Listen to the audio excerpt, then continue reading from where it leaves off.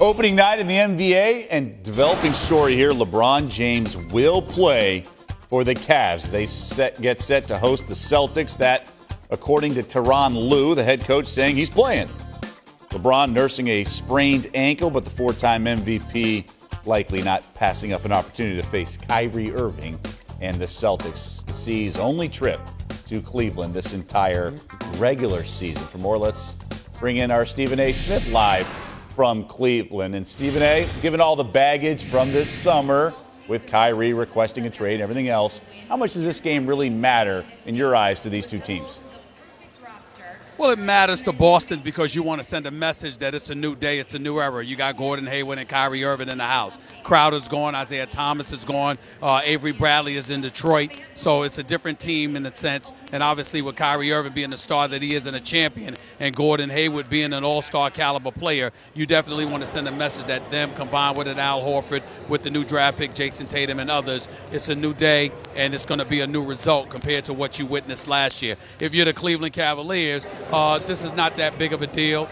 You know, LeBron James has been to 7 consecutive NBA Finals. The only way in which it resonates is the fact that Kyrie Irving departed from Cleveland, at least in part, because he didn't want to be LeBron James' teammate any longer. And when you're known as the leader, not just a three-time champion, a four-time league MVP, the greatest player in the world, but when you're the self-proclaimed leader and nobody is in position to argue with you, and a star the caliber of Kyrie Irving doesn't want to play with you any longer, we don't just get to look at Kyrie Irving, we have to look at LeBron James as well. And so when you know that's the backdrop, you don't want to be sitting on the sidelines or being at home or inside the locker room while this guy is in a new uniform out on the court ready to go up against you. You want to answer the bell as well. And I think that had something to do with LeBron James making sure that he was ready for tonight.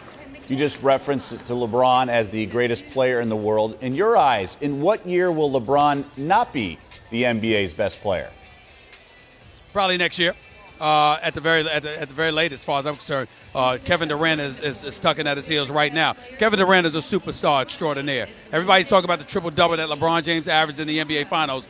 Well, the NBA Finals MVP was Kevin Durant, who averaged 35 and 8. This is what he does. He's a scorer machine. He's the one individual, I believe, in the sport of basketball that has the chance of capturing and eclipsing Kareem Abdul-Jabbar as the all-time leading scorer in NBA history. He's 6'11" with a 7'6" wingspan, with a handle, can shoot threes, has a mid-range game, hits free throws, can play closer to the basket, and now he's added defensive, just some defensive prowess to his repertoire. He is a superstar extraordinaire on the highest level. You don't want to give him the edge over LeBron yet, but whereas they were miles apart before and then he got closer, now he's seriously close to the throne and LeBron James with that title. And let's also not forget Kawhi Leonard, because he plays defense and accepts the primary responsibility as a defender for the San Antonio Spurs night in and night out. LeBron picks his spots when he wants to step up and defend against the elite in this game, spots in the fourth quarter and what have you. Kawhi Leonard takes them from open and tap. He deserves credit for that. Yeah, multiple-time Defensive Player of the Year. Let's talk more about Durant and the Golden State Warriors. Eastern Conference or Western Conference, in your eyes, who's the biggest threat to the Warriors this season?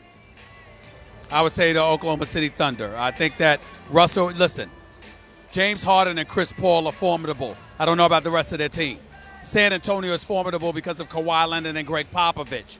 But Oklahoma City added Paul George and Carmelo Anthony to a roster with Russell Westbrook, the reigning league MVP, who is the ultimate assassin. He is the most heartless competitor that I've witnessed in the modern day era. He is an assassin personified. He has no mercy. He is interested in doing nothing but annihilating and destroying the competition. And that's regular competitors, not somebody he might have an axe to grind like he does against Kevin Durant, who left him high and dry in Oklahoma City. So when you take that into consideration, consider this: Russell Westbrook, Paul George, probably the best defensive backcourt in basketball. Steven Adams, underrated Steven Adams, along with Roberson. That puts you with 4 defenders on the floor. And then you got a guy in Carmelo Anthony who's 6'8", 240, can shoot threes, can play with his back to the basket. I don't care about his age. This dude can average 25 in his sleep if he wanted to.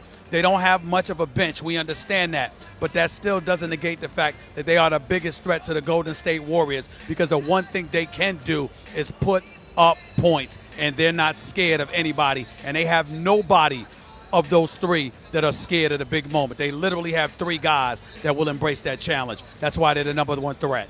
All right, that's our Stephen A. Smith joining us on this opening night in the NBA live in Cleveland. Stephen A., thank you very much. Looking forward to your coverage throughout the night.